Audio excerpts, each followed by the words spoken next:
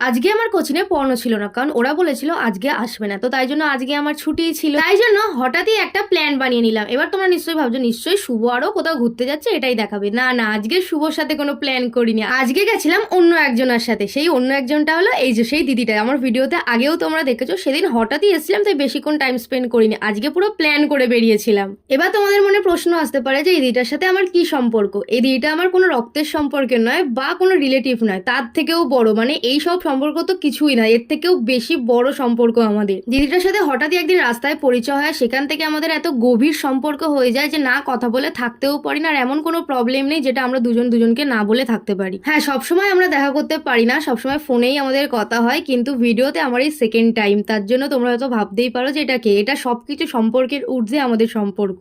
আজকে দুজনেই ফ্রি ছিলাম, তাই হঠাৎই প্ল্যান করে দুজনে বললাম চলো কোথাও দিয়ে ঘুরে আসি। দিদিও বললো হ্যাঁ চল, অনেকদিন কোথাও যাওয়া হয় না, তোকে নিয়ে আজকে বেরোই। তো আজকে বেরিয়েছিলাম, দিদি অ্যাগ্রোপলিস গেছিল আর আমিও গেছিলাম তার সাথে। দিদি টুকিটাকি কিছু শপিং করেছিল ওখান থেকে। তারপর আমরা ওখানে অনেকটা আড্ডা মেরে ঘোরাঘুরি করে গল্প করে বেরিয়ে যাই। আর আজকে একটা গুড নিউজ ছিল, দিদির আজকে গ্র্যাজুয়েশন কমপ্লিট হয়েছিল, মানে ক্লিয়ার হয়ে গেছে সবকিছু। তাদের জন্য দিদি আজকে ট্রিট দিয়েছিল আমাকে। অনেকটা লেট হয়ে যাবে, শুভ আমাকে অটো স্ট্যান্ড অব্দি ছাড়তে আসে। আর ওর শরীরটা এখন বেশ ভালোই আছে, ওষুধ টষুধ খেয়ে সুস্থ আছে।